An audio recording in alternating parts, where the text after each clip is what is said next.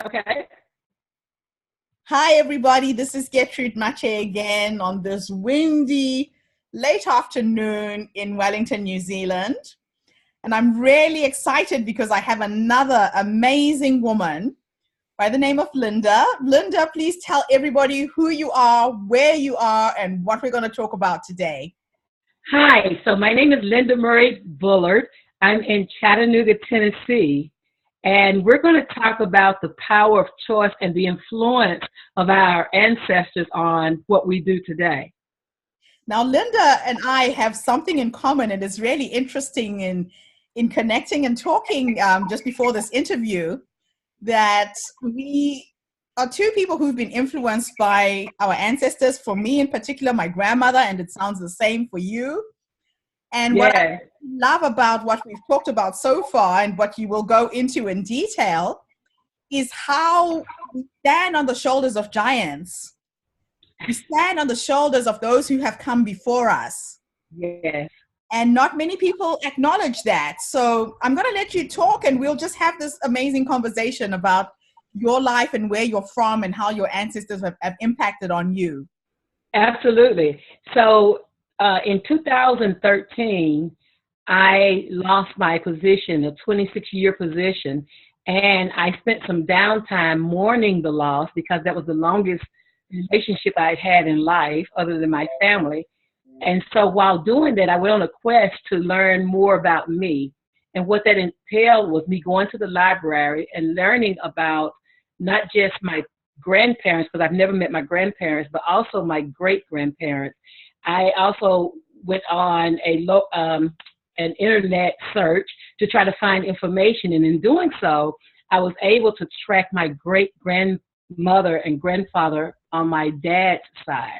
They were on a plantation in Plaquemine, Louisiana. And so Oh, I followed the trail. Yeah, absolutely. And so I followed the trail to New Orleans, which is where my father was born in Kenner. So these were his grandparents. And in doing so, I found that they owned property. They came out of slavery owning property. I've actually been to the property. oh, When my wow. dad left, he actually took us down and said my grandmother owned all of this property, but we didn't, at that time I didn't know how significant that was. In my Yeah. research, I learned that there were property owners, but also entrepreneurs. And it was like a fire kindled in me. And I became wanting to honor her, wanting to honor them, my grandfather Sedge and my great grandmother Lorinda, wanting to honor them by continuing the bloodline of entrepreneurship and of being a property owner. So I own property and I'm an entrepreneur. Oh my gosh. So that literally empowered you. I mean, it's in your DNA, it's in your genes. Absolutely. And what's very, very different about my story is I had my first kid at the age of 14.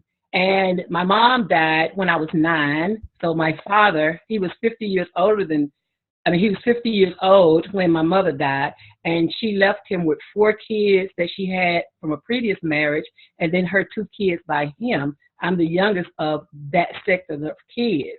So while I was still going back to 2013, when I was off, I had an essay that I had written January the 1st, 2007. I decided to pull that essay out, and it became a book. Not just any book, it was my life story, a creative autobiography that I wrote and put in the Library of Congress. So I teach people about the power of choice, how once you change your mind about what you see in yourself, you not only change your dynamics, but you change the trajectory of your entire family. That son that I had at 14 is now battalion chief in the city's fire department. His daughter, his oldest daughter, graduated from Emory University. So by seeing myself differently, even at an earlier age, before I even learned about my great grandmother, but seeing myself differently helped me to be who I am today. Incredible. That is just absolutely incredible.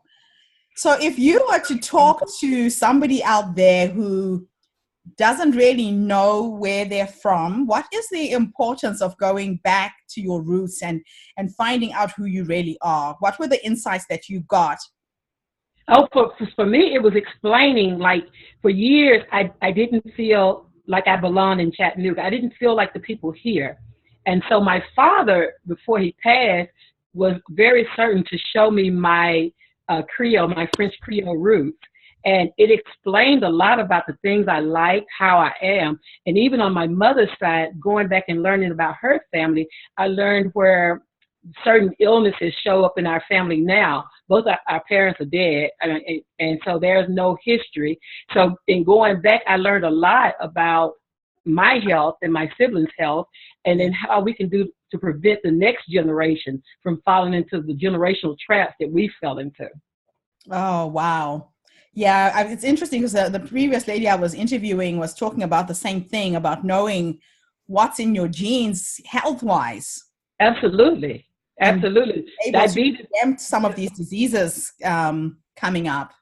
Absolutely. Yeah, diabetes runs in our family on my mother's side. And up until this age, I'm 58 now, I was just diagnosed about 6 months ago with type 2 diabetes. Wow. That is Yeah. incredible. So at Yeah, least so you knew, you know what's coming. absolutely. So I know what to do because actually my grandmother's death certificate says she died of diabetes acidosis. Oh So my yeah, God. so I wouldn't have known that if I hadn't done the research.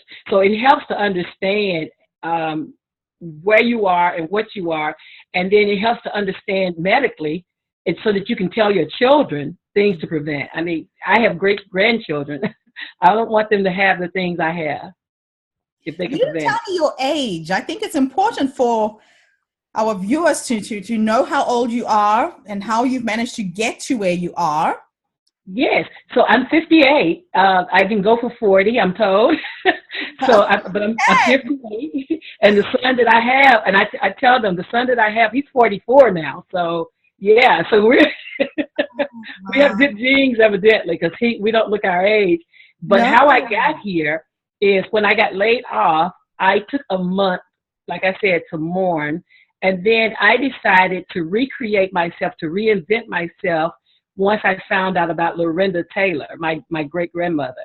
Yes. I After my great grandfather passed, she held the ram. I mean, she was at the helm doing what she does. And so I come from good stock and I was determined. So since that time, I've been writing books and helping people start business. I'm known as the business plug. So I help people get their businesses started. And I speak to young girls and I host events and programs to help people who are underserved. Oh, wow. That is just incredible. So you're actually going back and trying to pull up the next generation Absolutely. and showing them what's ahead and what's in front of them. Absolutely, because we are, if you make it out, then you know, to whom much is given, much is required. And so that's how I live my life in always reaching back. You know, they say it's lonely at the top, but it's only lonely if you don't bring people with you. Yeah, that is so true. That is so true. And it's interesting because for me, the work that I do back home in Zimbabwe, despite living here in New Zealand, I kind of feel that I can do so much more being out than in.